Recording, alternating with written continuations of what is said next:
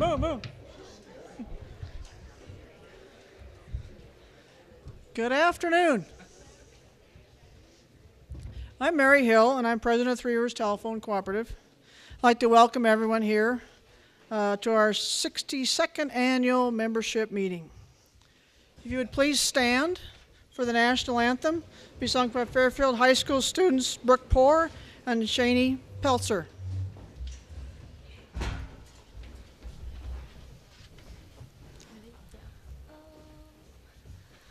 Oh, say, can you see by the dawn's early light what so proudly we hailed at the twilight's last gleaming, whose broad stripes and bright stars through the perilous fight o'er the ramparts we watched were so gallantly streaming, and the rocket's red glare, the bombs bursting in air, gave proof through the night that our flag was still there.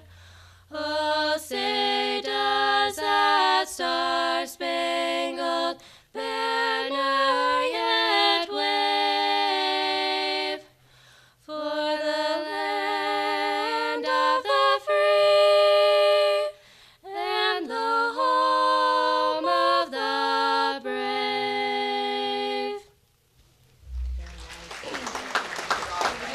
Nice job, gal. Please remain standing. We'll have Harry Barnes give the invocation.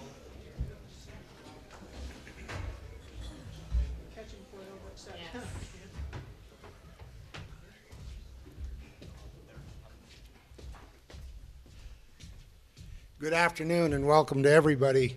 Next year I was back in the back visiting with retired trustee Keith Good, and he's agreed to sing the national anthem next year so I don't have such a tough act to follow. Thank you, Keith. I ask you all to join me in calling on our Creator and our God to look down on His children gathered here before Him. Lord, bless us, keep us safe. For all those that have traveled down here, we ask for a safe return home. Watch over our families in our absence, Lord. We ask you to bless our community. We've suffered a lot of losses, and while we in our human frailty fail to understand why, Lord, we know in your loving way there is reason and purpose. While we struggle, we look towards your blessing and your grace to watch over it. Provide us healing, Lord, and we ask you to watch over all the families that have lost loved ones. We ask you to provide us with wisdom and understanding, that we can guide this great cooperative in a way that's good for the members, the owners of the cooperative. Lord, we ask you to ever bless us and keep us holy in your Lord's name, Jesus Christ. Amen. Thank you all.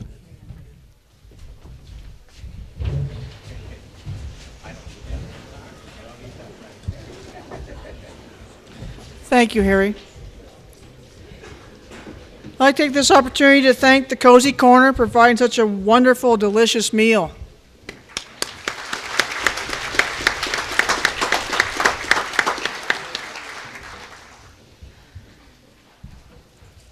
Right now, I'd like to introduce my fellow board members and some other dignitaries that are here. I'm Mary Hill, and I serve the Belt, Geyser, Rainsford, Nyhart, and Stockett areas. Ty Cobb, you sit in the back there, serves Virginia City, Sheridan, Twin Bridges, Lima, and Melrose. Logan Good is up here on the stage with us. His wife Tammy, he serves Carter, Highwood, and Great Falls. Mr. Howard Goltz and his wife Mary represent Ennis and Harrison. Harry Barnes and his wife Jana. They're back in the back corner, I guess, now, giving Keith singing lessons. He represents Browning and Hart Butte. Blair Patton and his wife Nikki. Represent Shoto, DePruyer, Pendroy, and Villiers. Kurt Diggy from Big Sky. Kelly McInerney and her husband Mark. Fairfield, Augusta, Fort Shaw, and Helena. Kyle Bergmeyer and his wife Teresa. Represent East Conrad, Conrad, Brady, Shelby, and Power. Also on stage with us we have our attorney John Kurna. And our auditor couldn't make it today because of weather and travel, so Rick Betts isn't here from Moss Adams. And Brad, our CFO, will stand in his place. I'd also like to introduce our CEO, General Manager Dave Gibson, and his wife, Marka.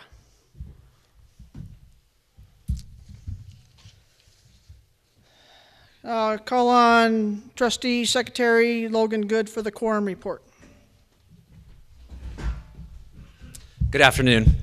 I can report that there is a quorum present for today's meeting, and I will read the notice of the annual meeting and the affidavit of mailing. The 62nd annual meeting of the Three Rivers Telephone Cooperative Incorporated will be held on Monday, March 16th, 2015, in the Fairfield Community Hall, Fairfield, Montana. A smorgasbord dinner will be served from 11:30 to 1. Registration will begin at 10:30 a.m., and the meeting will be called to order at 1 p.m. Capital credit checks will be distributed at the registration tables. We make every effort to protect your privacy. Therefore, checks will only be given to the actual member or members named on the account. The business agenda includes election of 2 trustees, an audit report by Moss Adams, actually Brad instead of Moss Adams, report by the president, report by the general manager, and other business that may come before the membership. The following members have been nominated by the nominating committee for trustees pursuant to the bylaws. From the Carter, Highwood, Great Falls area, Logan P. Good. The Shoto, DePruyer, Pendroy, Villiers area, Blair R. Patton, and Diane M. Golahan.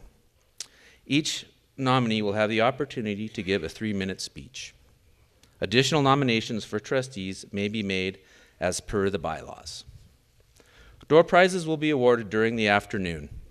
The business office in Fairfield will be closed the day of the annual meeting from 11 a.m. to 3 p.m.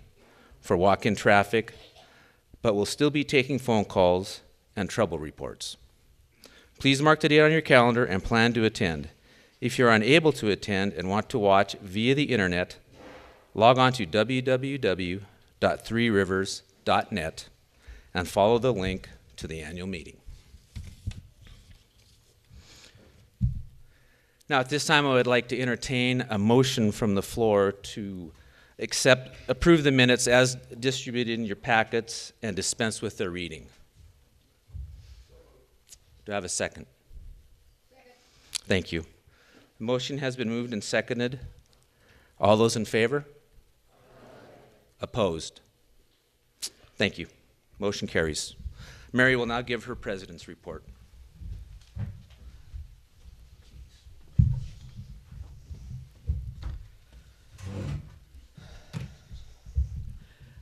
Our motto is, our mission statement is something that we at the board and the Three Rivers team take very seriously all the time, and it reads as this: to provide superior communication services that enhance our members' lives and improve our communities.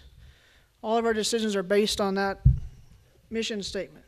Three Rivers Communications faced 2014 challenges head-on and came through with flying colors. We tackled the uncertainty coming out of Washington, D.C. and Helena. We made adjustments to the regulators as we're constantly changing our environment that we work in. The communication industry and rural American technology are changing constantly, challenge us to keep on the leading edge, but trying to keep us off the bleeding edge. We understand the diversity of our customers, our members. You own the company. We listen to you very much, understand your diversity, and anticipate the services and technologies that you may need into the future and desire now. The vast variety of future needs, desires, require us to prepare now for what you may want and need in the future.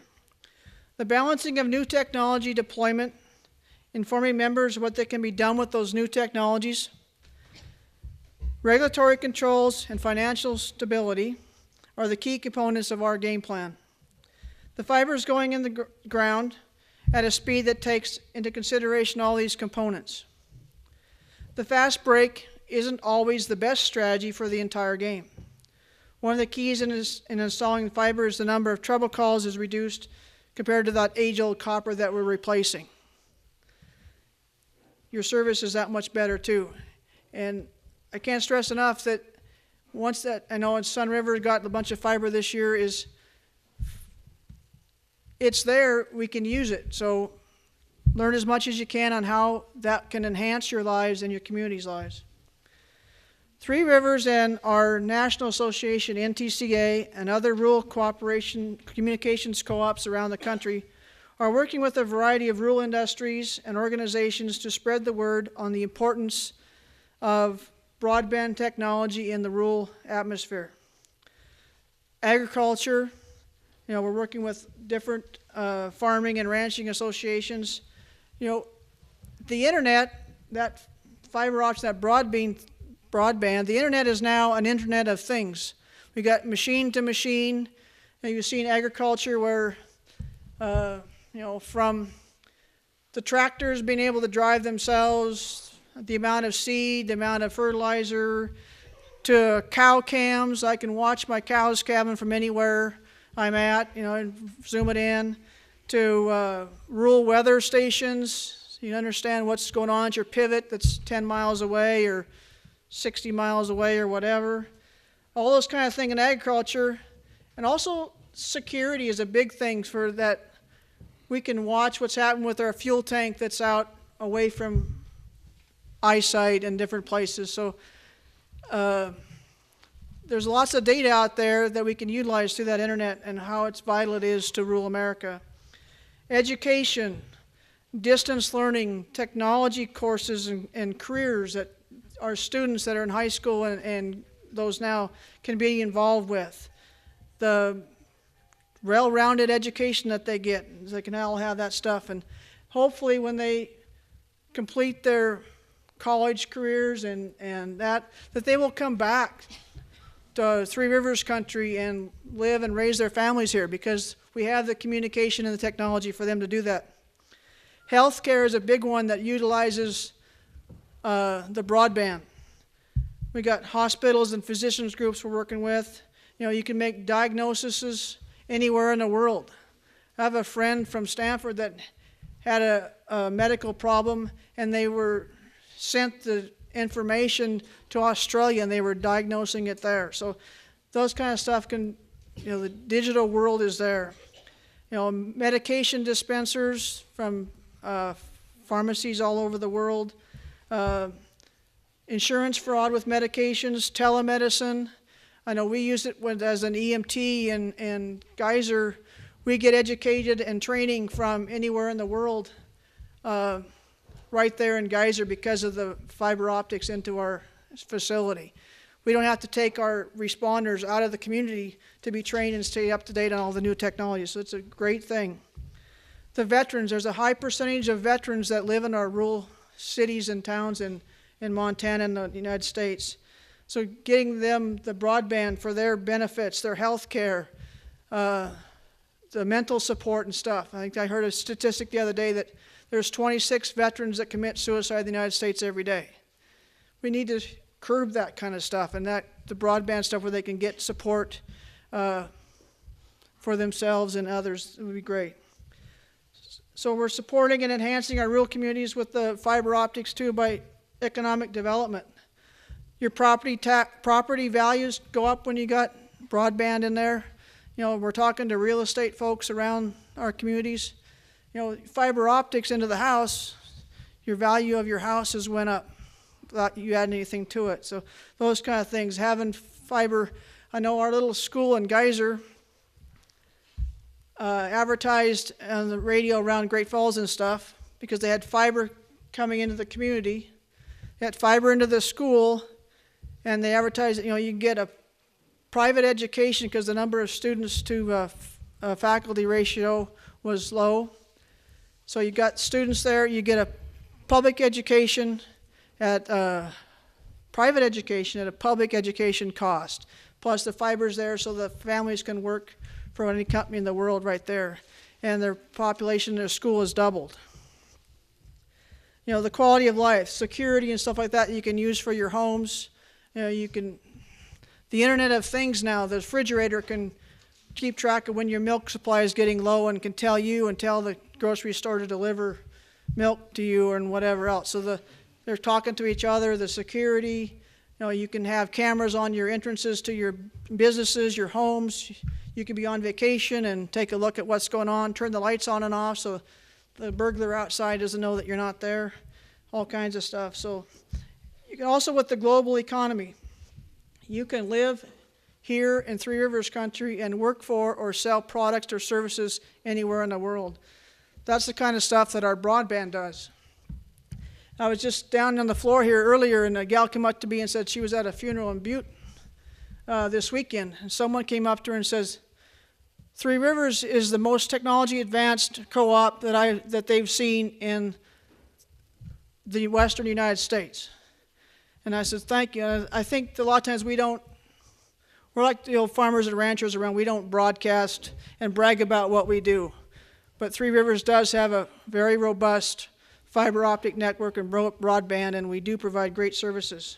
So these co-ops and stuff, we're talking with fellow co-ops and land-grant universities and the extension service on possibly setting up a rural broadband summit in Montana. This same type of event was done in Kansas State a year ago and had a big success, so we're looking at their pros and cons, see if we can do something like that to try to encourage other industries and ag industries to spread the word on how vital broadband is to us in rural Montana and rural America. Our federal, state, and local leaders need to understand the importance, and so getting that out to other people is telling that word too. The Board of Trustees and our CEO, General Manager Dave Gibson, the senior management team, the entire Three Rivers staff, through teamwork, enthusiasm, and tireless dedication to our mission, work daily for the betterment of Three Rivers members and customers. I can't stress enough that you own the company, and we work and we think about that every time we make a decision. We base all our decisions on the mission statement. We listen to you, industry experts, and other communication organizations to continue developing and providing the services and quality technologies you need to thrive in the present and long into the future. We feel strongly on investing resources in our schools. They are the future of our communities. With advanced technologies and encouraging teachers, administrators, and students to utilize these advanced technologies in everyday school learning and experiences. I know we in Geyser, we have some friends that played basketball here for the Fairfield girls basketball team when the streak was still intact. It was, a great thing. And I know a lot of people are watching Channel 10 every day that the Fairfield girls played to find out how they were doing. And they, and getting those video equipment out to all those schools and getting those kind of content, and that's careers that those kids will have for a lifetime.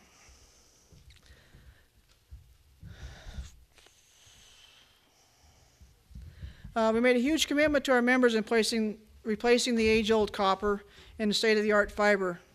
The economic impact we already talked about a little bit with fiber to the home is enormous, from increased property values, video communications with loved ones, and commerce with the world. The fiber optic projects are progressing on schedule. We're in the final planning stages for RUS loan for an additional 10 exchanges. When we get those done in 6 to 7 years, we'll have close to 50% of the network into fiber to the home. We realize it's an inconvenience to have those fiber crews and stuff in your fields and your yards, cutting things they shouldn't cut, but they're trying to get it in there the best they can. But please remember that this infrastructure that we're putting in there can really enhance what you can do and what your future generations can do.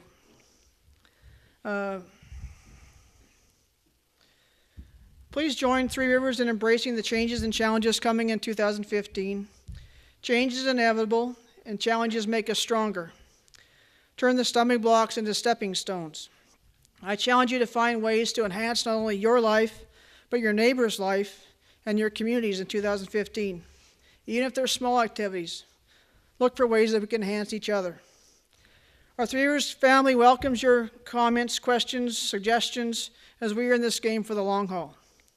To provide superior communications services that enhance our members' lives and our communities. The Three Rivers team is excited about the opportunities in front of us, turning those stumbling blocks into stepping stones. Three Rivers always looking forward, embracing the future, providing superior technologies, investing in our schools, and assisting you in embracing your lives. We are fortunate to live here in the last best place, and Three Rivers will be here to help you and your children and grandchildren achieve their goals.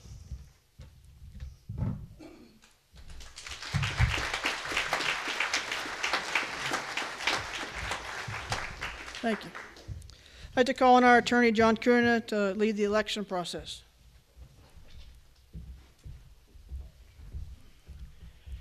Good afternoon. My name is John Kudrna. I'm the attorney for Three Rivers, and it's a pleasure to be here with you today.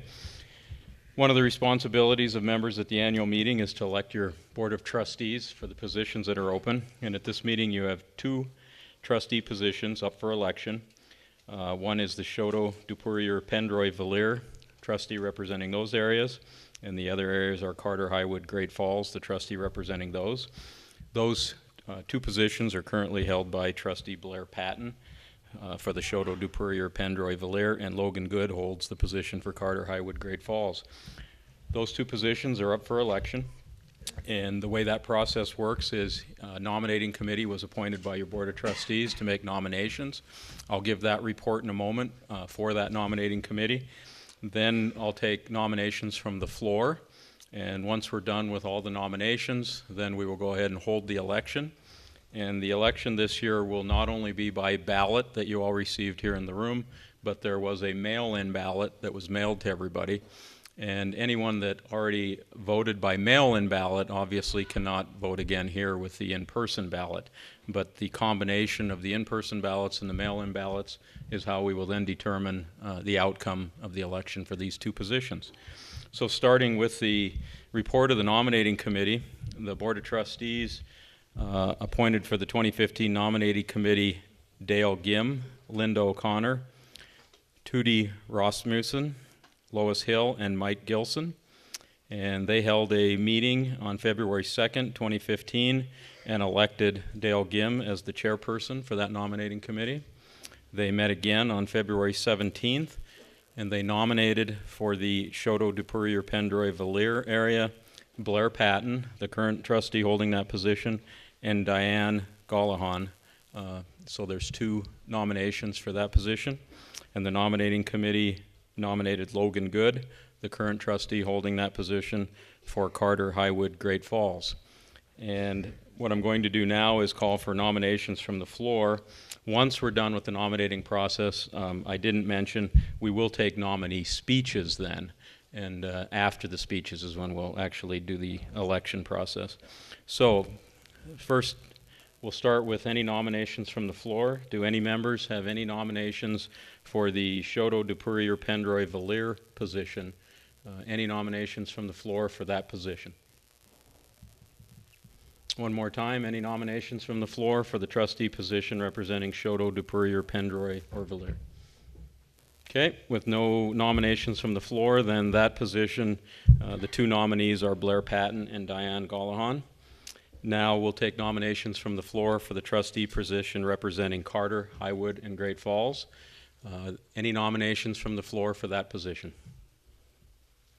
One more time, any nominations from any member for the position representing Carter, Highwood, Great Falls? Okay, receiving no nominations from the floor, then Logan Good is the only nominee for that position. And we will now start with the nominee speeches. So we have 3 nominees. We'll have 3 speeches. And the first one to speak will be Logan Good, your current trustee for that area. Logan.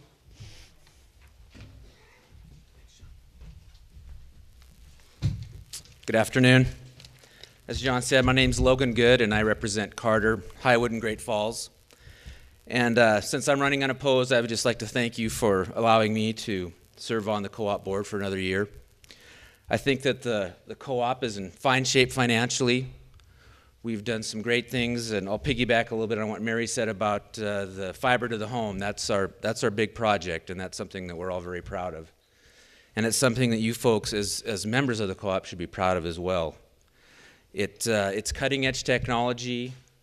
It's something that we can use, expand as the new technologies emerge, and it keeps our maintenance costs down compared to the old copper plant. So it really is a wonderful thing, and it's a great, I think it's a strategic plan that's been in place for a while, and one that are going to keep implementing as we can with each exchange from year to year. And just a little, something to emphasize what Mary was talking about, we do board training, some board education with a consulting firm in Washington, D.C., and there are webinars that you watch on the computer. And the last one we did was entitled Big Pipes, and that refers to the fact that fiber optic is the big pipe. It's what people are going to use because you need to be able to push a lot of data through that pipe. And Three Rivers, as Mary had said earlier, is on the leading edge of that type of technology. And the presenter of the webinar had talked about how for many years now, the local cooperatives, the rural cooperatives nationwide, in Montana and nationwide, had been pushing out the fiber to their folks in their communities and in rural areas. And Mary brought it up as well, how the cooperatives don't really, it's not really ballyhooed. They don't blow their own horn about it, but they're putting it out there. And how you've probably read in the paper and in magazines how Google, some of the big names that you recognize are now saying that they're putting fiber to urban areas such as Kansas City is one of them that recently has been in the news. And the presenter was talking about how they trumpet it as this huge deal that they're getting fiber to these large urban areas, when in fact, years before any of that was going on, the cooperatives were pushing the fiber out to their people. So I think it just illustrates that there's a very firm strategic plan and a vision to get the technology to the folks. And I think it aligns with our mission statement very well. So I would encourage you to go to the classes that Three Rivers offers to learn about some of the ways you can use this great technology. And again, I want to thank you for attending the meeting, and I hope you enjoy the rest of the afternoon. Thank you.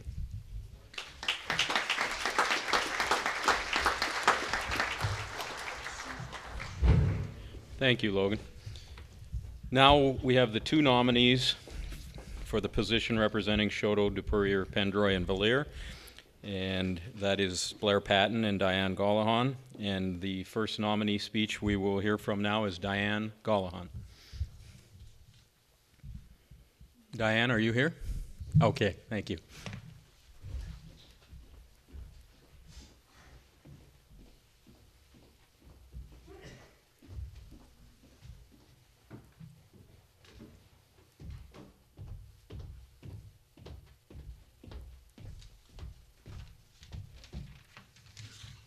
Well, hello everyone. Thank you for coming this afternoon. I'm Diane Gallahan, and I live west of Choteau with my husband Brody. We have two children who are both college age. I graduated from the University of Great Falls in 1999 with a bachelor's degree in accounting, and then I earned my CPA license in 2001. I worked for a tax accountant in Choteau for Ken MacArthur for 7 years. And when my kids were growing up, that was a little too taxing, so I took a break from that and was the office manager at Bama Truck Sales for 9 years.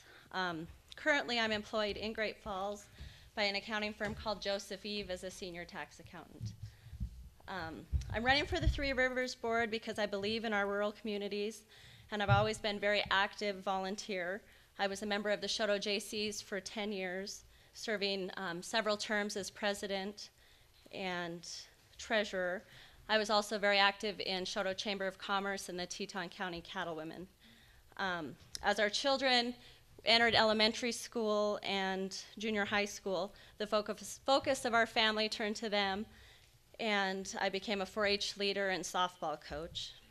As a 4-H volunteer, I served as the Teton County 4-H Council Treasurer for several years, and I also chaperoned a large group of Montana kids on a citizenship to Washington, D.C.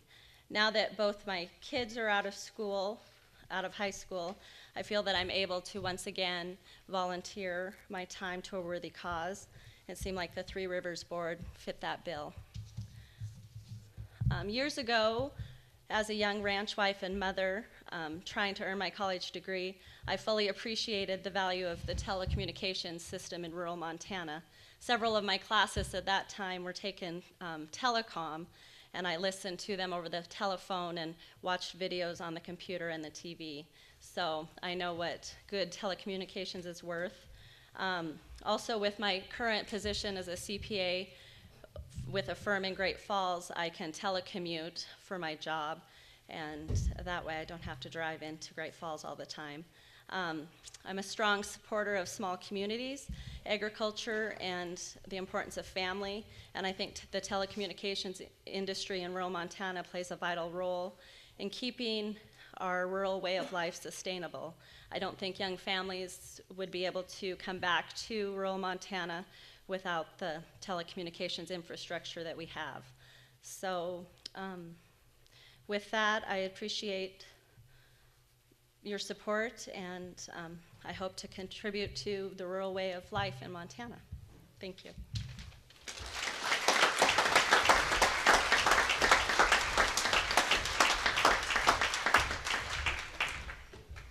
Thank you, Diane Gallahan. We'll now hear from the other nominee for this position, Blair Patton.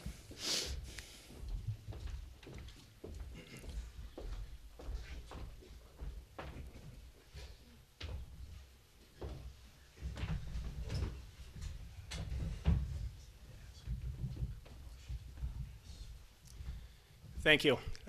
I just wanted to take this opportunity. It's not often that we're given the opportunity to talk to so many people at one time, so I'm going to take advantage of it.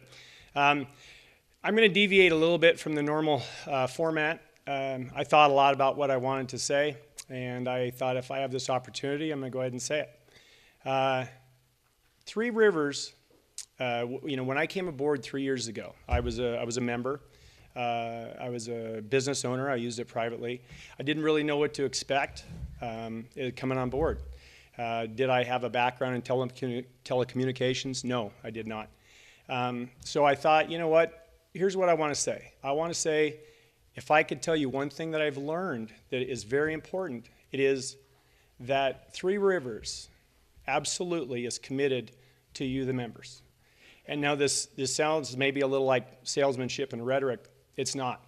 I've seen so many examples of the commitment from every person, all the employees, all the way up, that always in the back of the minds with the decisions that we make, when we're plotting where to go, the directions we go, it's always with the members in mind. That doesn't mean to say that we're perfect and that it's all easy. I think anybody that kind of understands how this all works, the smoke and mirrors with the FCC and all that stuff, it's like hitting a moving target. It always changes. But the message that I saw personally, and I didn't know it as a consumer, as a member, that I now see very clearly is genuine and is sincere. And this morning, we had a meeting before this, and Sandy Ovison gave me a perfect illustration that I wanted to share. She came to the meeting, and typically there's an opportunity to kind of talk a little bit about it, things going on in technology we've seen. She brought in a pamphlet for a captioned telephone system. And what this is for people that are hearing impaired that can actually see the words on a screen with their telephone, so they can listen and read at the same time. Okay? It may not sound like a lot, but this is not a moneymaker. This is a service. This is something that enhances members' lives. Now, when we go to the meetings, as Logan said, we travel around, we get to see a lot of things, and I can tell you sincerely again, Three Rivers is very highly respected. You are all well represented with this co-op. And you should be proud of it. And I think we're very fortunate to have it here and that we're able to take advantage of what it offers. So I have thoroughly enjoyed my 3 years on the board. It's a learning process. I'm still learning. There's a lot to learn. I would very much appreciate the opportunity to keep going.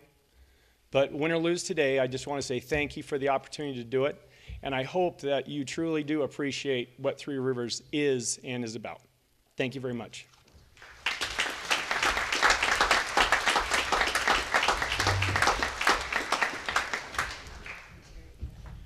Thank you, Blair Patton.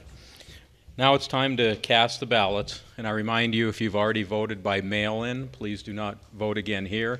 If you brought your mail-in ballot, it's okay to turn in your mail-in ballot, but remember, it's voting once, not multiple times. So please cast your ballots, and there'll be some people that'll be picking those ballots up from you.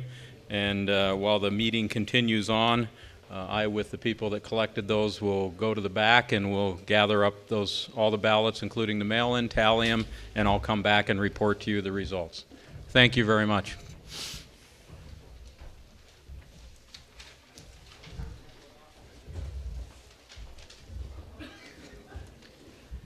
You have a ballot, hold it high, and someone will be there to collect it for you.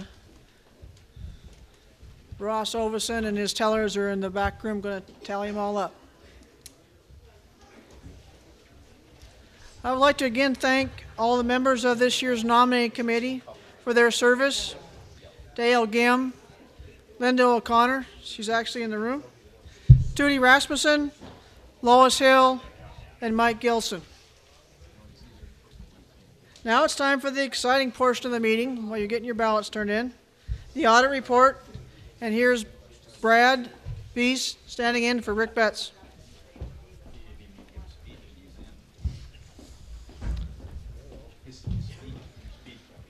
Hello, everyone, and welcome to the meeting. I'm going to probably approach this a little differently than Rick does and give you a little bit of background before I actually get into the exciting numbers. But beforehand, I was asked to lighten the mood a little bit and tell a joke. And I was actually given the joke to tell, so... And I do see a few people out there wearing green, so as we near St. Paddy's Day, we got a hat right up here, I want to ask how many Irishmen it takes to change a light bulb.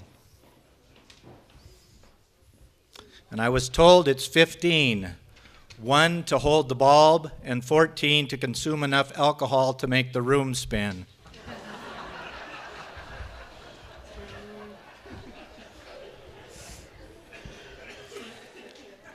Anyway, I think we also should give a shout out to our area students. We did see some music up here tonight. The Shoto boys basketball team won the state title. The Belt boys basketball team did as well. Shoto for their wrestling team. And these kids just do an outstanding job representing us, and we need to continue supporting them. All of these area students, they excel at academics, music, athletics, and other activities. So if we could give them a hand.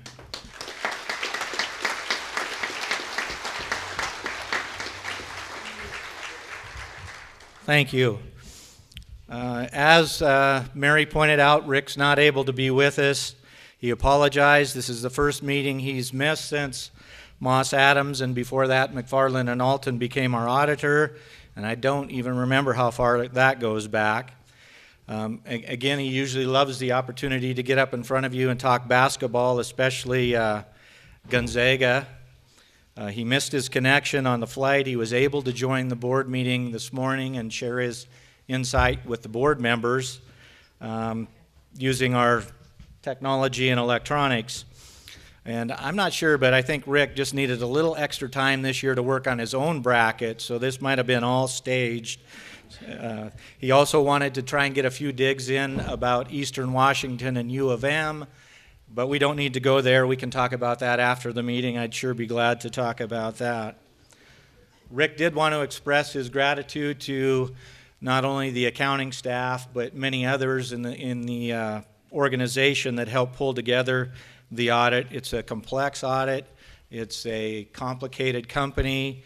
And in the 25 years plus that I've been here, I've had to deal with things in the HR perspective with employee benefits, legal litigation coordination, as well as contracts. Insurance, the big thing right now is cybersecurity. Can we protect all of these, all of your data and keep it safe from the hackers out there? I also am involved with the legislative process. We're halfway through that. Doesn't seem like there's a whole lot there in Montana affecting Three Rivers at this time. But on the regulatory end, you've heard it mentioned a couple of times. Lots of things going on that affect your cooperative, from the support mechanisms, the Connect America Fund, to things called net neutrality. You may have read some of that in the paper. And the FCC always tends to be the bad guy in this scenario. I guess they're doing what they can, but they need a lot of influence from us, whether that's advocating in DC through organizations like NTCA, WTA, being there ourselves on legislative fly-ins, to get our point across and to talk with our legislators, our senators, and our representative in Washington, D.C. So working all of these things together, we also have the billing system that Sandy and her group of folks deal with. Again, a complicated system.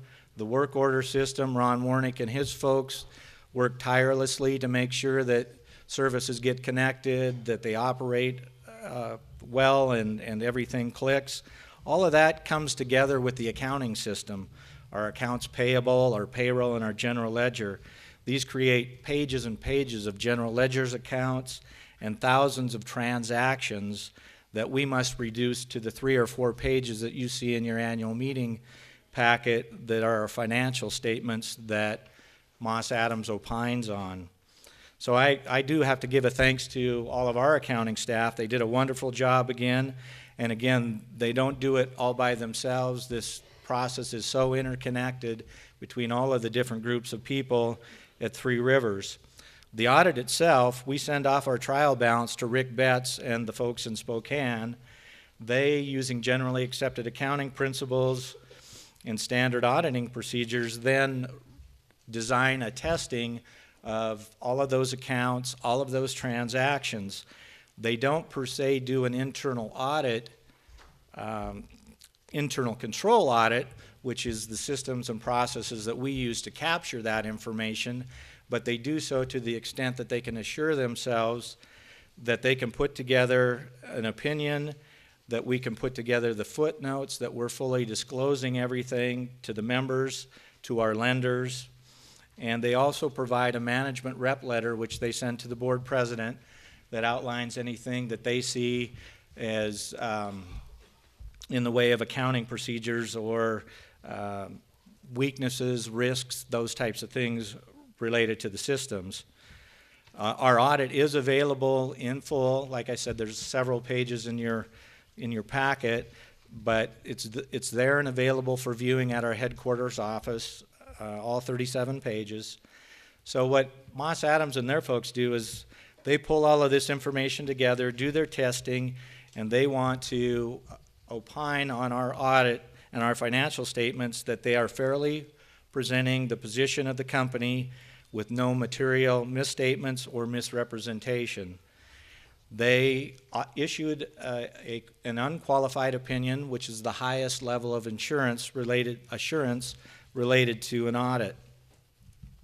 So at that point, we're in a good position. Our audit's been completed. It represents the effect of everything that went on in 2014 financially for the cooperative. And if you want to follow along, I'll point out a few things through the audit starting on page 13 and 14 with the balance sheet. As I mentioned, the company is in a very solid financial cash position. We do have loans from RUS. We do have debt service, but with $20 million in the bank account at 12/31/2014, we could effectively do 3 years worth of non-RUS loan type build out. So generally we will have as much as 10 to 12 to $15 million worth of construction related to our lending, and another $5 million that we do scattered across all of our exchanges to upgrade and maintain systems. We also are able to service our debt, that $4.5 million, as well as retire to you, the membership, $1.35 million in cash in the form of capital credit refunds. So that's a big number to us. It shows that we're in a solid position, $20 million. We are a $120 million asset company at this point in time. Our capital construction continues to outpace our depreciation. That is a good thing. That allows us to internally generate additional funds that we can use to further projects and be more quick to build out areas than otherwise we would. We didn't have, like we did last year, we sold off some spectrum. We didn't have any similar dispositions in this year, but we did acquire some property and some subscribers in the Big Sky area. There was a CLEC, a competitive local exchange carrier there. They approached us, and we were able to close that deal back in March. So when we look at the company and the $212 million worth of telecommunications plant equipment and service, this is a substantial company. We need to continue upgrading, continue building out these services to all of the areas. On the liability side of the equation on page 14 then, you see the current liabilities. It was a year that not a whole lot changed in any significant way. Probably the biggest number that changed on that page is in about the middle of that section of current liabilities, and that's our long-term debt. A year ago, that number, we repaid principal to RUS and CoBank, our two primary lenders, almost $3.8 million. In 2014, that number jumped to $4.75 million. Our non-current liabilities didn't change a whole lot. What that deferred credits in the middle of the page reflects is our obligation to our employees in the way of deferred or post-retirement benefits and our aid to construction, those projects that we do that in some way our membership helps finance. Our long-term debt, again, the other number that's changed considerably, from $38 million to $45 million. Between that and the current portion, we're looking at increased debt load of about $7.5 million. Now that debt is carried at a variable rate with CoBank, representing about $7.1 million worth of debt at an interest rate of about less than 2.7%, while the balance is carried by RUS and the Rural Telephone Bank, about $43 million, and the fixed interest rates on those debt service is between 2 and 5.54%. The bottom line of it all is that total liabilities and member equity. This is what you own, what represents your interest in our cooperative. That number's $56 million. It isn't a lot changed from the prior year. It's a function of our net income and our non-cash items, but it represents in 2013 about a 50% ownership interest of the membership in the cooperative, and that number slipped a little bit to 47%, but still a very solid and strong position for the cooperative. On the next page, on page 15, is the income statement. And the numbers there, again, not a very unusual year for us. Again, a couple of years ago, we saw some pretty significant impacts of the regulatory changes. Those seem to smooth out, but we are on the horizon of some yet as unannounced changes going forward. Our operating revenues increased from $40 million to over $43 million. In a large part, that is related to support systems and the aggressive investment that we've been building out in all of our exchanges. We get the depreciation back and a return on that investment, and part of it flows into support mechanisms that you might hear or read about, high-cost loop support and other programs like that. The other piece that amounted to about $1.4 million worth of increases are what we call our non-regulated area. That's not heavily influenced by the FCC, although there is some in the area of internet, but the internet and video services that we provide our customers. So for about an additional $1.4 million in revenue, we only saw an increase of expenses related to that of about $600,000, and there was some additional depreciation as well. And since I mentioned depreciation, that's a big number for us. That's $12 million. It's increased about $1.4 million over the prior year as we continue to add to our plant and build out all of the fiber to the home in the various areas. Along with that, the additional debt that we took on, another number that has changed, is the interest expense. It went up from $1.1 million to $1.3 million, and will continue to go up. Again, we factor that into our budgeting process, into our strategic planning. What is the right amount? How quickly can we do that and continue to do that? Our margins at the bottom of the page don't look a whole lot different than they were a year ago, but in the number from last year, the $2.2 million, a few numbers up the page, there's $1 million that was related to the gain on the sale of some spectrum. So to truly compare the numbers, you'd be looking at 1.9 versus 1.2. So again, a solid improvement in the financial operations of the company. On the next page, page 17, and it continues on to page 18, is our cash flow. And many companies and many businesses will suggest that this is probably the most important of the three statements to us. It shows us what cash are we generating. Can we service that construction, those construction needs? Can we service our interest debt? Can we continue to pay our capital credits and maintain Three Rivers as a relevant entity? Again, we're doing very well. You start with your net income at the top of the page, roughly $2 million, and then you add back non-cash items like depreciation and the adjustments in all of the accounts that make up the balance sheet, which in this case don't amount to a whole lot. Our total cash from operating activities for 2014 was just under $15 million. So again, we use that to service our debt, to pay our capital credits, to pay our operational expenses, and to take care of the needs of the cooperative. Then the next line under cash flows from investing activities, again, the big number that jumps off the page, $17.4 million worth of capital construction over the projects that were completed or partially completed during 2014.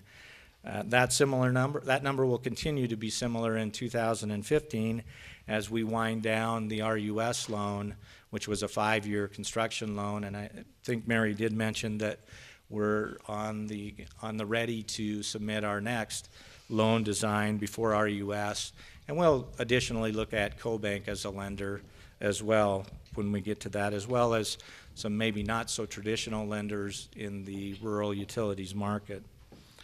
So again, the net in cash investment, $17.5 million, and in the final section is then the outflow or inflow from financing activities. And we did borrow and draw down from RUS, Rural Utility Services, $11.4 million, but we also at the same time during the year repaid almost $4 million and retired $1.5 million worth of capital credits to the membership. So again, we're sitting in a very solid financial position, $20 million in cash in the bank. Our budget has been approved for 2015. A new loan design is on the horizon, and we continue to, I guess, monitor that strategic plan, change it on the fly, and look at or keep the other eye on the regulatory environment in the FCC.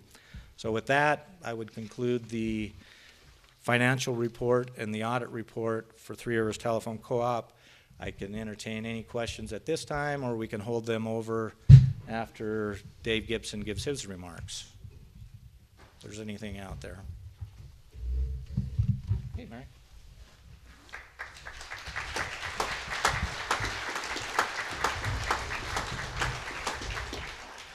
I'd like to entertain a motion from the floor to approve the audit report. Second?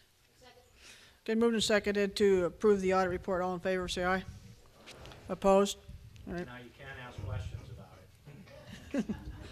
No, please do. This time I'd like to introduce, have our general manager and CEO Dave Gibson give his report.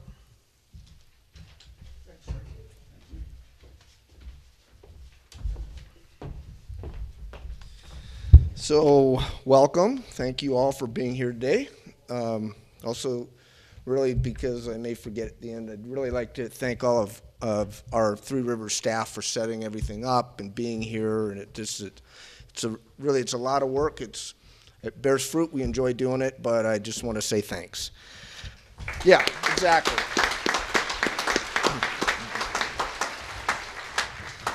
So I'd like to start out by introducing some special guests, and by that I don't mean that you're not all very special, but we have certain individuals here, elected and otherwise, that I'd like to recognize. First we have County Commissioner Ron Osberg. I don't even know where the heck you got. Yeah, just stand up and wave when I call you. Thanks, Ron.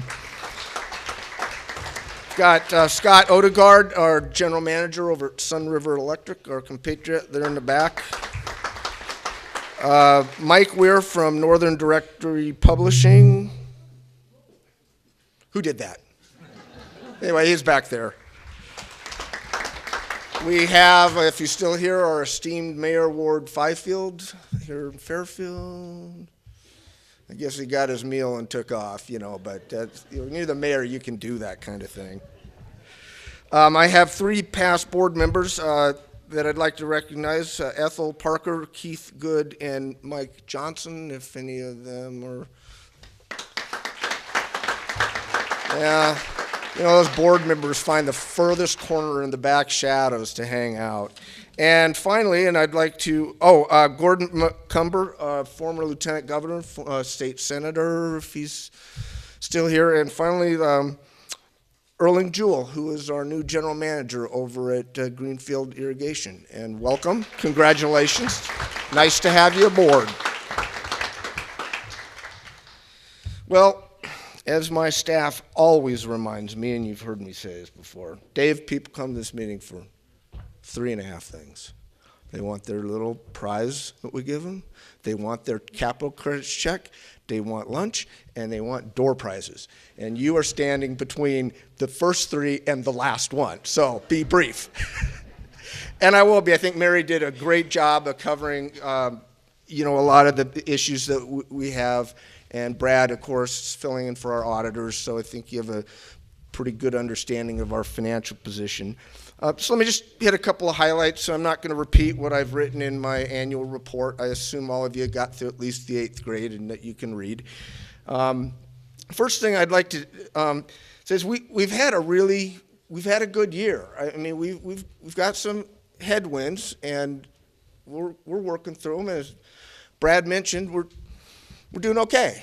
We're dealing with them, and the company's financially very healthy. So in just the last year, we plowed 600 miles of fiber, did 900 fiber to the home conversions, and did 1,700 upgrades to people that are still on that last mile of copper, but that got significantly enhanced electronics, and we did some work on that copper so that people essentially are getting the same speeds on copper that you'd be getting if you had fiber to the home. So all in all, 2,600 people out of What we have is a little over 15,000 customers, so we're working pretty hard. Now, it's a good time to be doing this. Interest rates are very low. We've got a great skilled workforce. We can do as much as we can. So we are moving as aggressively as we can, given that, well, I joked the other day, usually about this time I say, well, we'll start construction when Mother Nature lets up and the ground is thawed, but that would have been like 3 weeks ago this year. But given that we have limited construction seasons in Montana, we could not physically do any faster than we're doing, and we're going to continue to do that work. So I'd like to talk about a couple of things. One is, and Brad mentioned it, and some of you are probably oblivious, and God bless you if you are, because this is arcane federal communications, bureaucratic gobbledygook stuff. But there's been a lot in the news lately around this whole concept of net neutrality. And all I really want you to come away from this meeting with is not going to matter to us.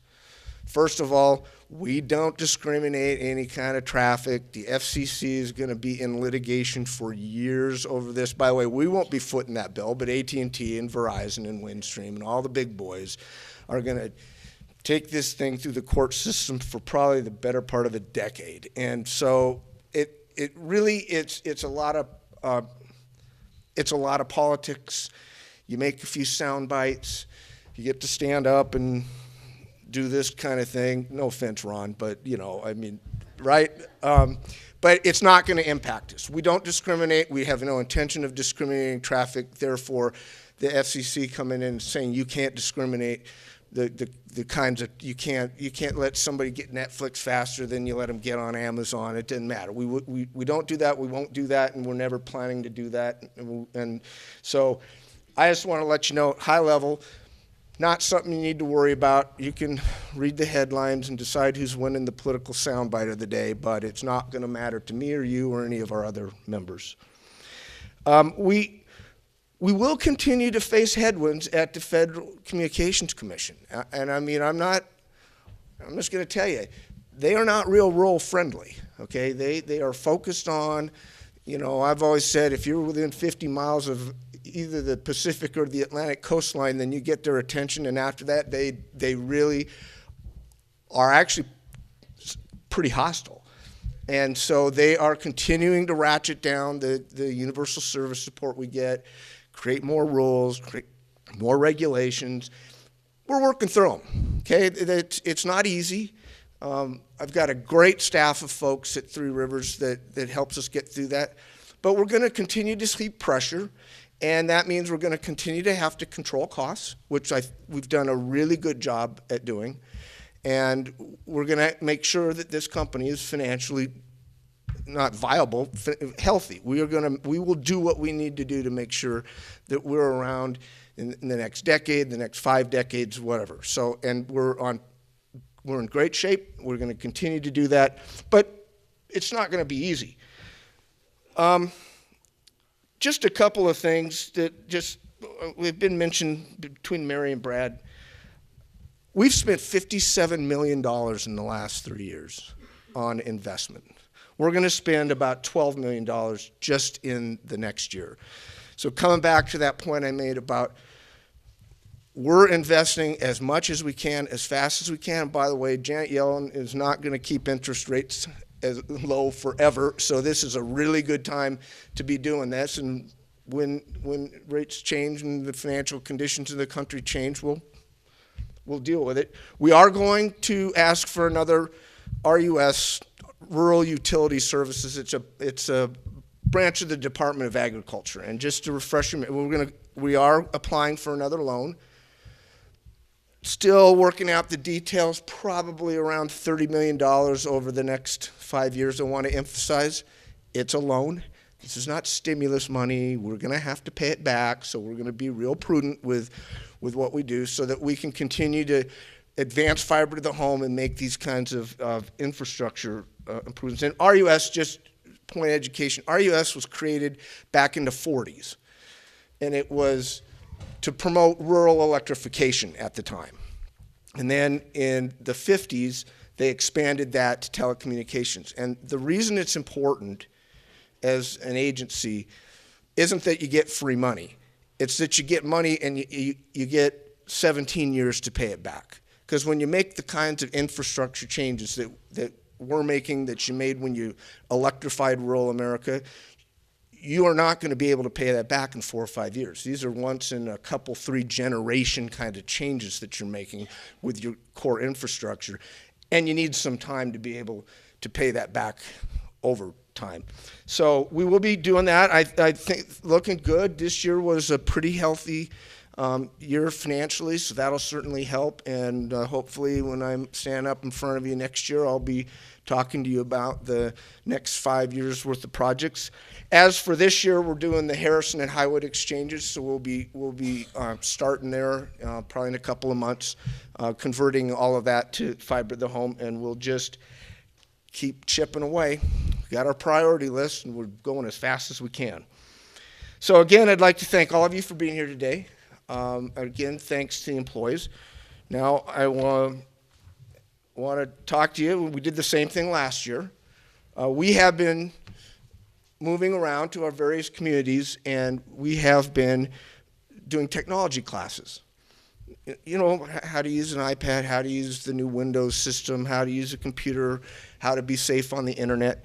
So not this coming Saturday, but on the 28th, we will be having 3 classes, and we'll be having them down here at the Fairfield School. One on Windows 8, which I should probably go to that one because I have resisted mightily switching to a new Microsoft system on my own computer. One on internet security, which, by the way, we did that training for the board. It's really very useful on how to safely navigate and avoid viruses and all the kinds of bad things that are hanging out there on the internet. And then we'll be doing a class on different kind of devices, Kindles, Nooks, iPads, smartphones, that kind of stuff. They're really good classes. I've had nothing but very positive feedback. What I'd ask you to do when Callie, right back by the, what do we call the squirrel cage thing? That thing. Are some of these, so if you're interested, just grab one. What would be very useful for us is to have you call the number on the bottom. It's Susan Wilson. Just so that we have a head count, we know that we can accommodate those of you that might wish to attend that class. So with that, Madam President, thank you very much.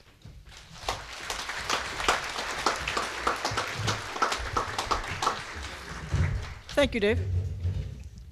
This time I'd like to ask if you have any questions, please send in those pink papers. If you have questions, write on the pink paper, hand it up, and we'll have people volunteering to come around and pick them up. You want me to just go ahead? Sure. Okay, so we have some while we're collecting the rest of these.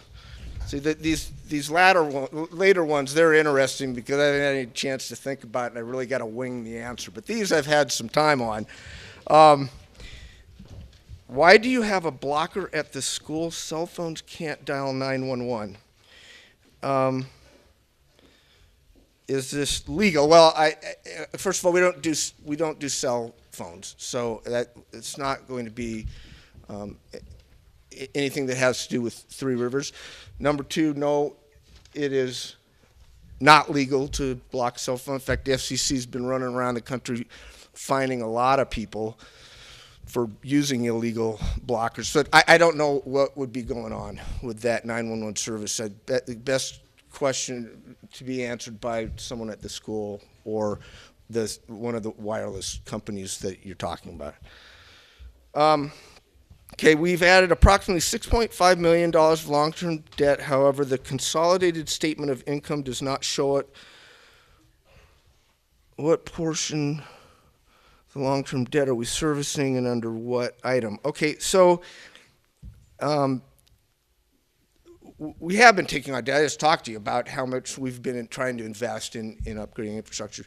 It's not really going to show up on the income statement, right? I mean, the more debt you have, the more interest you have to pay, and the interest will show up on the income statement. But where you'll find the debt-related items, one would be on the statement of cash flows. So if you look in your annual report and you flip back to the cash from investing activities, you'll see how much in the past year that we've taken on in debt. So it will show up there on the cash flow statement, and then it will show up on the balance sheet, right? Obviously, we have to put our debt on the liability side of the balance sheet, and it's usually in two places. It's the long-term debt, and then the portion of that long-term debt that's coming due in the next little while is classified as current portion of long-term debt. So you kind of have to add the two, but it really won't show up on the income statement other than indirectly over time, because you're obviously going to be paying interest rates on that. If that didn't if that didn't answer your question, just grab Brad or I, or just grab Brad after the meeting. I don't even know what I was thinking. When will Shoto get fiber optics? Okay, in this next RUS loan that I just talked about, and we're pretty sure, we've been talking with the folks back in Washington at the Department of Ag, that we're pretty sure we'll get that loan. If we don't, we're still going to do plenty, but we'll have to use our own money, and obviously that'll go a little bit slower. But if it goes as planned, then a huge portion of Shoto is going to be done. Still finalizing this, probably 2017, maybe 2016. Oh, I'm going to let you just look at that, Brad. I'm going to have that top of my tongue. So it's not going to be a 100% of the entire exchange in Shoto. So I'm just telling you that. It's going to be very large portions of Shoto, and it's prioritized on where we have the most need, where people can't get good broadband, where we need, where we most need to make these infrastructure upgrades. So what I would ask is, if you have a question about Shoto, give us a couple of months to get this loan in, submitted, make sure we have it, so we've got a plan. But by this summer, give us a call, and we'll tell you what we expect to do where. And it really is, what's your address, and here's what our plan is. My computer server goes offline frequently, day or night. I live 5 miles from Fairfield. So, and we do always get a few of these. If you're having an issue, there's not a generic answer, but in the back of the room there are any of those fine gentlemen that work for Three Rivers, Ron and Ernie, and just grab them. Let us fill out a trouble ticket on it and take a look, because there's nothing I know of in that area that that there's a chronic problem with the whole area. So there's got to be something specific, and we'll be more than happy to deal with it. And on that note, and I do get these questions every year, we kind of suffer, well, trust me, there are a few of you who aren't, but we kind of suffer in these rural areas from being too nice. Okay? Nobody likes to complain. People just kind of suffer through it. They're having issues. They don't want to sound like they're whining. I'm telling you, we're really good at what we do, but we don't read minds. So if you're having a problem, call us. Don't think, seriously, I get it all the time. I've been having this problem for the last 18 months. We could have fixed it 18 months ago. So call us, please. Let us know if you're having a problem. It's what we do. It's what we want to do. And we're not, we don't think you're whining or complaining. We need to know if you're having a problem. So please, just let us know, and we will get our technicians out there, and we will figure it out.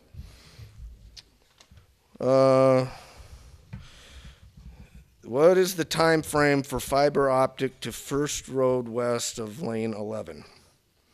That one I'm going to have to get back to you on. Ernie, you want to? Let me just hand this to you, and we'll see if by the time we get done with the meeting, if we.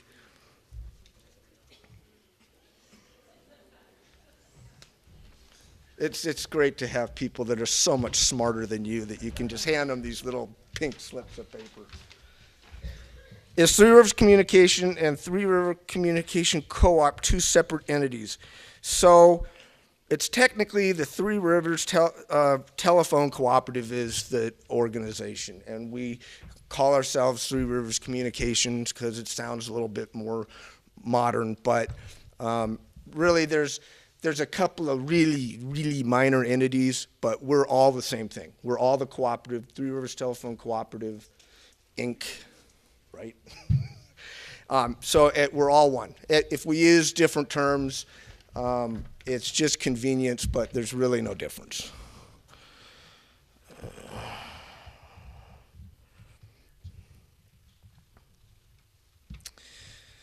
Well, maybe I'll look at this one next.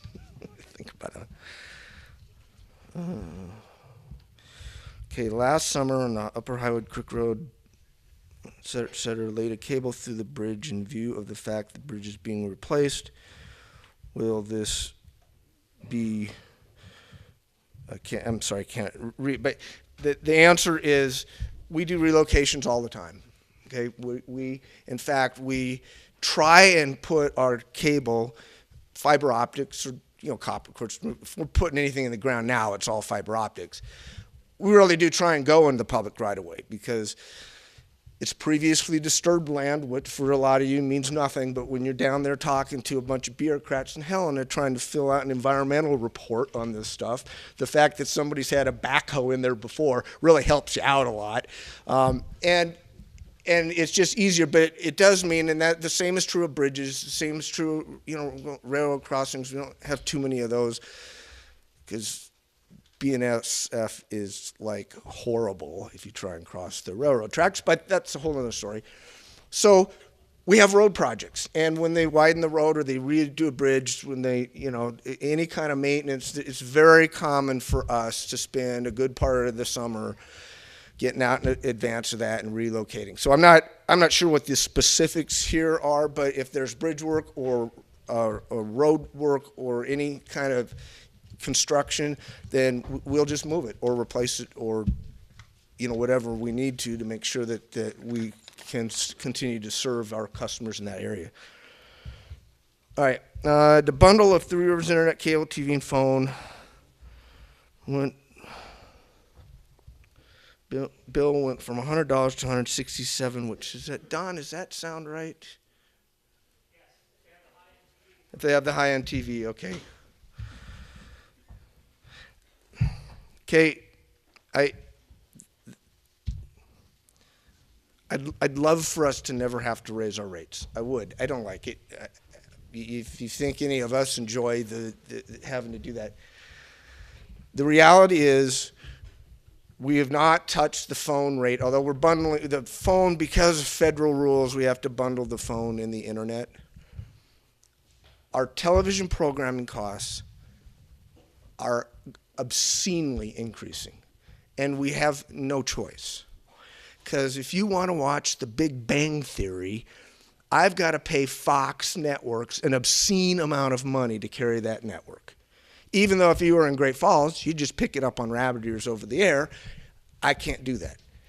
And it's not a duopoly, but there is a handful, it's really 8 major providers of what we call television content. Okay? They bundle everything together, so when you call me up and say, I don't want to watch those 27 useless channels that you have at the end, I go, yeah, I know, but the one you do want to watch, they won't sell me that unless I take the 27 loser channels that nobody wants to watch. So they get you coming and going.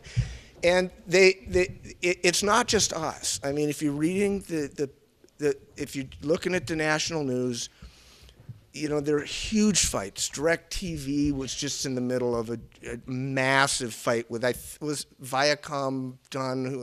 I think it was the Viacom deal.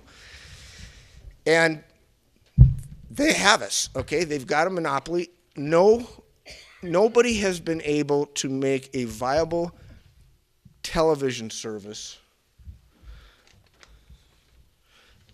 without offering at least almost all of those 8 major providers. It's the ESPN set of stuff, and you may not want to watch ESPN but you want to watch ESPN, and guess what? I got to get them all together, and they bundle them because they know how to do this. So those costs are going up hugely.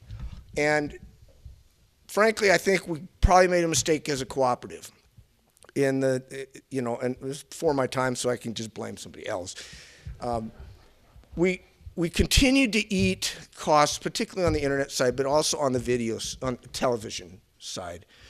We continued to eat those costs until we got into the position a couple of years ago where we haven't raised rates nearly keeping up with our costs, or in the case of the broadband internet service, we hadn't raised them at all. Our costs have basically tripled. And then we have to make this big course correction, which is really hard on people. So we're trying to just keep up with it. This last year was a particularly bad year because, we negotiate these, especially on the television side, we negotiate these deals usually 3 years, and we just had a bunch of them come due. So, and we raised our rates on television almost exactly the same as DirecTV and Dish Networks. And why is that? Because we're all paying the same people for the same programs, and we're all getting hammered on it. So I don't enjoy it, but we are in a position with the continued rollback of federal subsidies, which I talked about, that we have to keep up at least with most of the cost increases that we're incurring, or we're going to be sitting here in a few years and I'm going to be faced with either really raising rates a whole lot, or we risk the company's financial health, which neither of those is particularly attractive. So it's probably the best I can do on that answer. And I'm not going to apologize because I don't enjoy doing it, but we don't really have a choice. We have got to pass on what those cost increases are, or we get more efficient, so we don't pass them all on. Trust me, we'll eat what we can, but I'm gonna do everything I can not to show you one of these with red numbers on it. Okay, we're gonna keep this cooperative healthy. All right, will the issue of Fox and Dish Network ever happen to Three Rivers? Oh, well, okay, we just talked about that. Maybe.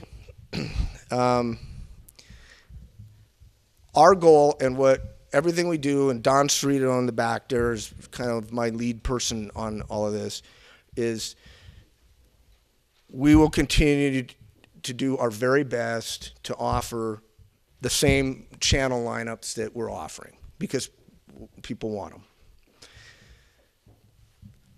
I cannot say with 100% certainty that we will not be at some point in the future faced with some extortion from one of these network content providers that says we just won't be able to afford it. But that is not our plan. We don't intend to do that. So for right now, the deal with Fox and Dish Networks is Dish has got 20 million customers. I have 3,000 video customers. They have slightly more leverage than I do. So if I ever went to Fox Networks and said, I'm holding out on this deal until you give me a better deal, okay?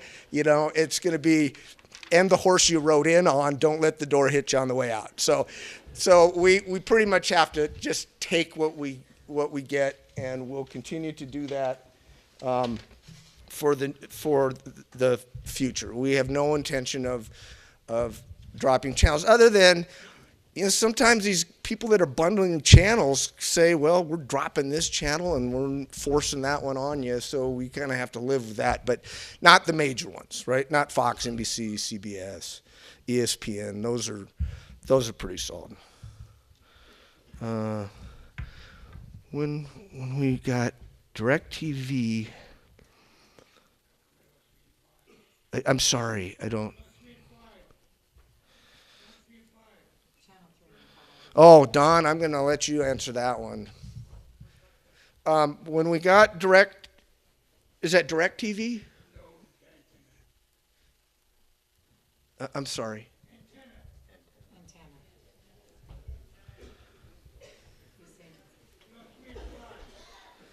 channel? I don't. Yeah, so you're saying you lost some off the air channels? But off the air.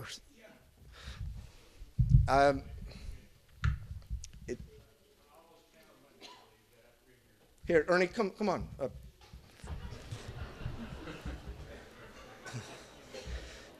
You look at him. He needs the exercise. Come on. Well, you notice I'm not buttoning my jacket either because it doesn't quite go together like it used to. I was avoiding coming up here for all these years. So I'm not even sure what happened in the Great Falls market. Right. So recently, Great Falls channels 3 and 5 went to complete digital high definition transmission. And when that occurred, your standard old analog TV and your standard old analog antenna no longer are going to work. So you've got to have a either a smart TV that is actually high definition and digital, or a converter box, and that'll get you those channels back.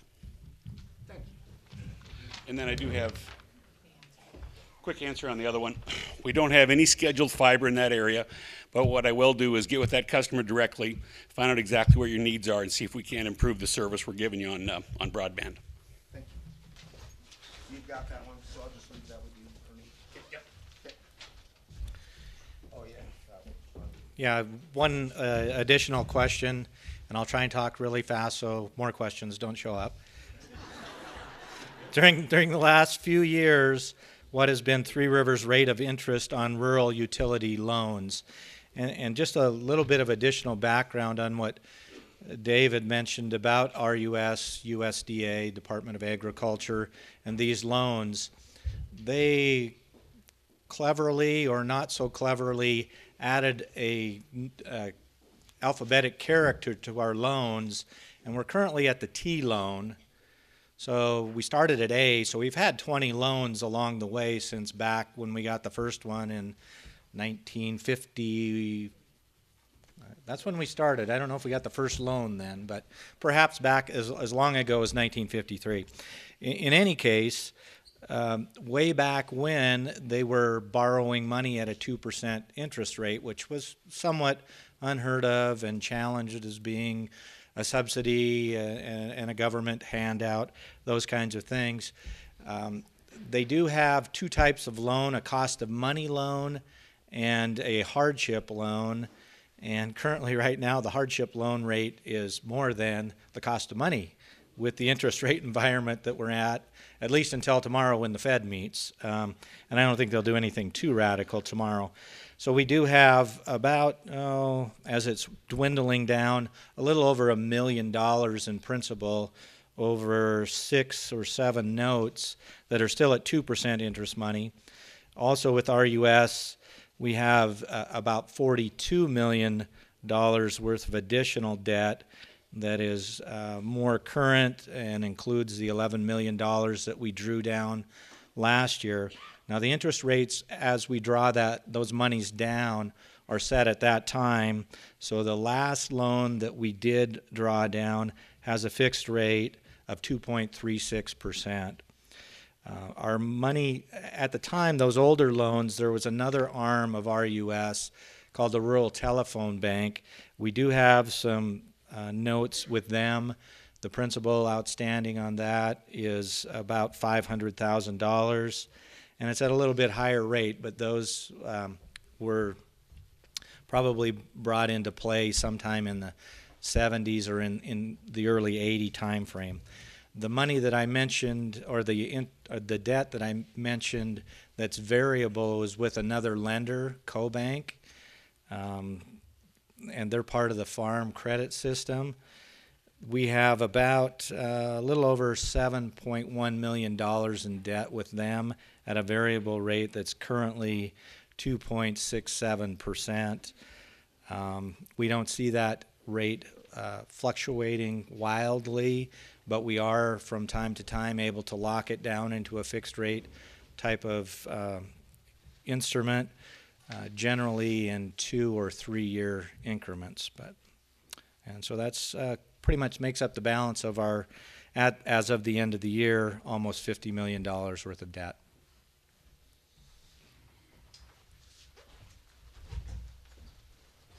I'm not here to answer questions. We leave that to the smart folks.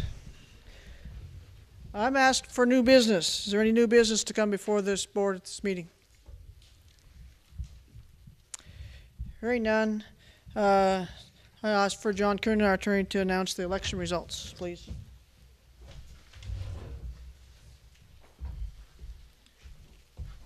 Well, we tallied the ballots, and as you know, Logan Good was not challenged for the area representing Carter, Highwood, and Great Falls, so he only needed one vote. He got vastly more than that, so Logan Good, welcome back as the trustee for the Carter, Highwood, Great Falls area. And for the seat representing Choteau, Dupurier, Pendroy, and Valier, the winner of that election was Diane Gallahan. Congratulations, Diane.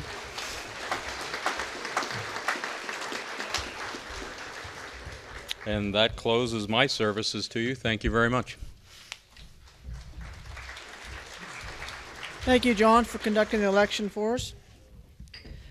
Now for the moment you've been waiting for. The door prizes. So please get your tickets out, and I ask the board members to come up, and we'll be handing out prizes again, please.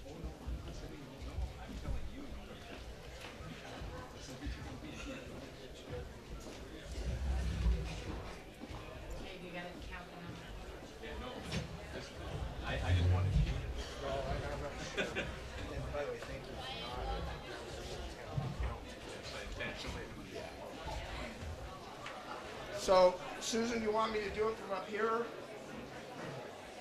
Yes. We got them here, Dave. I'll hand them to you. That's right, I didn't see it. Yeah, they're a little sweet and see what the item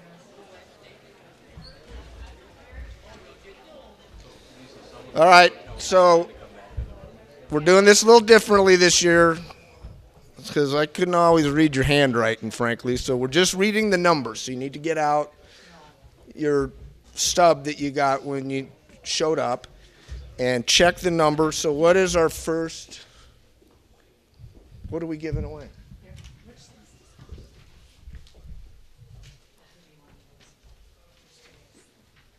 So are we doing the complimentary basket from Copper and Ennis?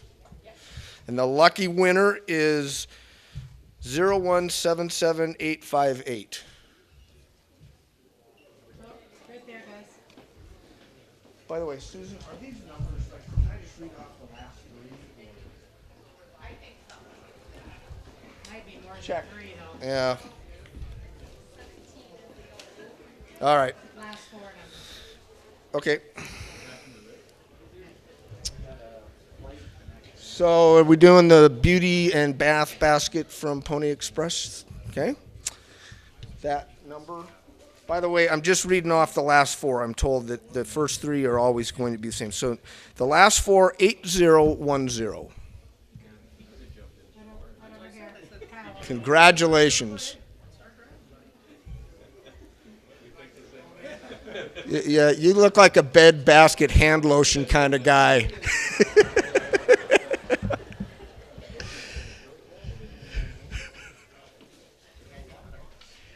All right, ceramic vase and towels from the Blackfeet Trading Post, obviously from Browning. That's what, right? Okay, last 4, 8103. Right there.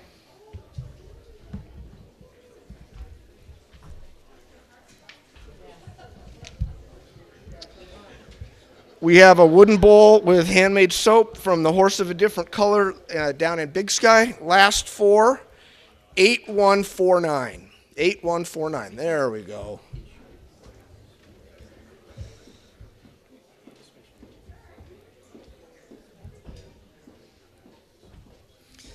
Got a bunch of really sensitive guys in this audience winning all this soap and hand lotion. What do we have there, Kelly? Oh, a wooden heart. Is this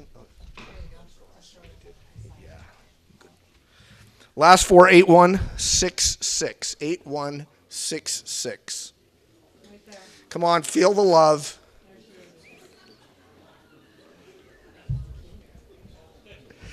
All right, next we have a complimentary basket. Looks like some pretty nice stuff in there from the Quilting Hen in Carter. Last four are 7917. I'm even going to make Logan work for it. So we have another complimentary basket from Ranks Mercantile in Virginia City. And the winning number is 7704. There we go.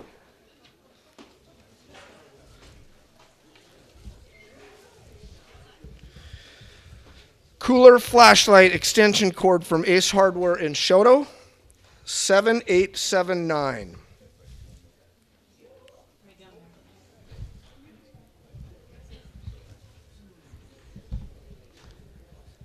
Okay. I'm glad I can see it because otherwise I was not quite sure what a metal fish hot pad was, but that's what it is. From O'Neill Metal and Forge in Rainsford. And number 8206. 8206.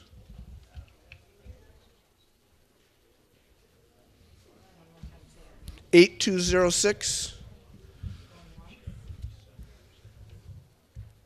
It's kind of like the auction where I think you only have to say it 3 times and then, so do we move on? Yep. 8005. There we go.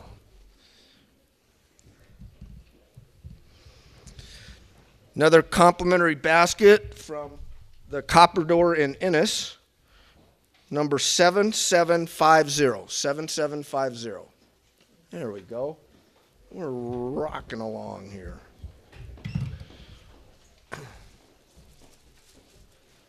We have a spice and recipe basket from Pony Expressions. What is that, like your cousin or something down there? In Valier number 8175. 8175. There we go.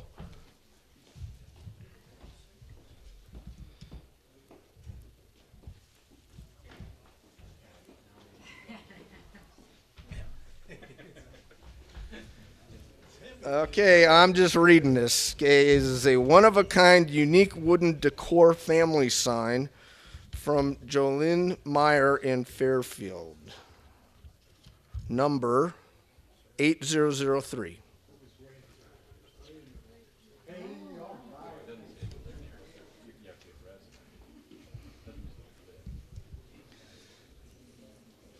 Okay, I won't repeat. Same thing. Only this one's about love. 7901. Come on, I'm feeling it. I'm feeling it. There it is.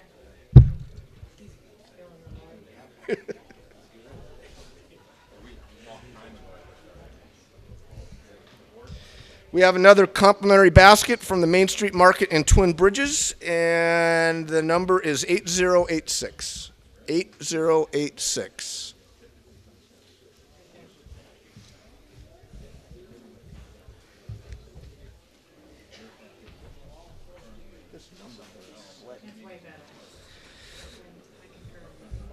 We have a wooden jewelry box from the Kindred Spirit in Sheridan, number 8104. 8104.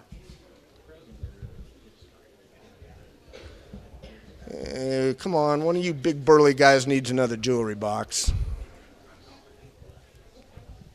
All right, 8104. Okay, new number. Second time's a charm, I hope. 8088. 8088.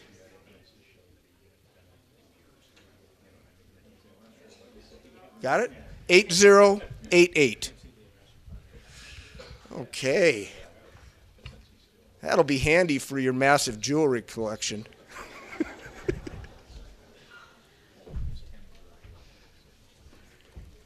All right, only 2 more.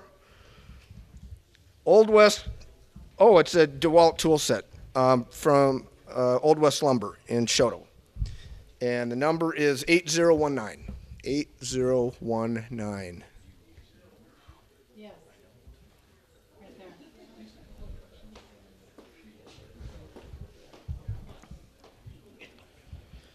Okay, we have a 32-piece homeowner's tool set from Ace Hardware in Shoto. Last one. 7892.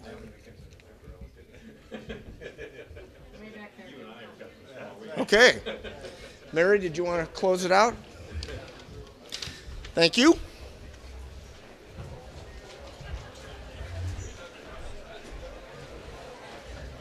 With no further business, would I entertain a motion to adjourn, please?